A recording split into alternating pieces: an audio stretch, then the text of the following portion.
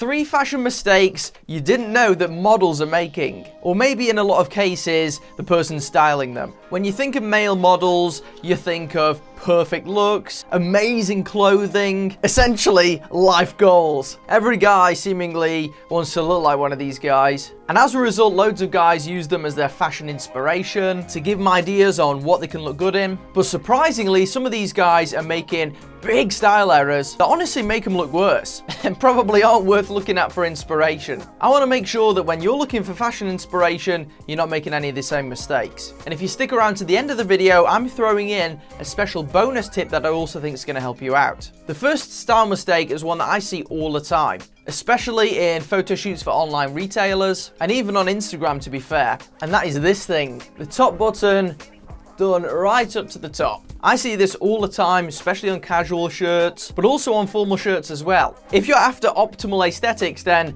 this probably isn't the way to go. Top buttons are there to do up so that you can put a tie in. And when you're not wearing a tie, you not only look like you're sort of choking yourself, if you just look at me now, when I do the top button up, it kind of just looks like my head is weirdly popping out of the shirt. If you just undo the top button, it's just a bit more of a natural line. It sits a bit better in my opinion. And on most guys, it just looks better. And it's more comfortable, so what's not to like? The second style error that models are making is making them look like a musical instrument. When you think of jeans that are too long, you probably think of the type of jeans that are wrapping around people's feet, where the heels are getting ripped to pieces because of the shoes. I remember seeing lots of stuff like this in the mid-2000s. These days, the fits of jeans are getting a bit tighter. You've got stuff like slim fit and skinny fit that go a lot narrower towards the foot. And as such, a pair of jeans that's too long doesn't wrap around the foot. Instead, it starts to just stack up, often with a triple or quadruple break, and you're left with a pair of jeans that looks like you've got an accordion strapped to your ankle. And the amount of times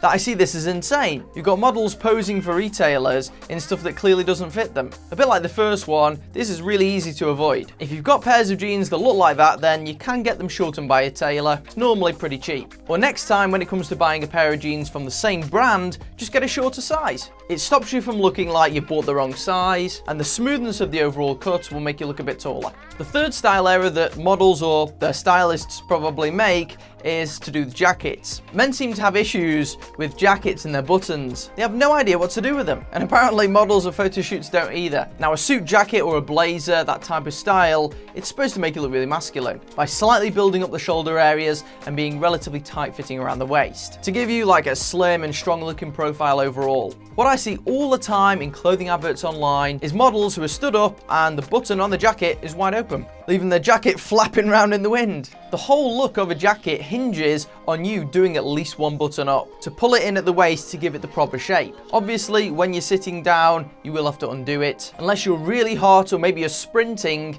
there's no real reason to have it undone. But it's like one of these rules of menswear that I'm surprised that these people don't really follow. I guess they want to look cool in some weird pose. But really, if you want to look as good as possible in a jacket of this type, then when you're standing up, do the button. Here's that bonus tip that I mentioned at the start. It's kind of a bonus tip as well as a bonus mistake. Loads of times you'll see really attractive people wearing stuff that looks absolutely terrible. But there's a couple of things you need to bear in mind. Number one is they've probably been paid to dress like that. So they'll willingly wear everything even if necessarily it doesn't look that good on them. But also, crucially, loads of these guys are incredibly good looking. These aren't the average guys that you see on the street. These are like 1 in 10,000 in terms of looks. And they can look pretty good in everything. Half of these dudes could be dressed up in a bin bag and their followers would blindly buy it because they'd still be able to make it look good. I'd honestly recommend if you're looking online for style advice, you follow people who don't look like Greek gods naturally, because then you can easily differentiate what looks good on them and then what doesn't look so good. Because you yourself, you've got to be realistic. You've got to think what's actually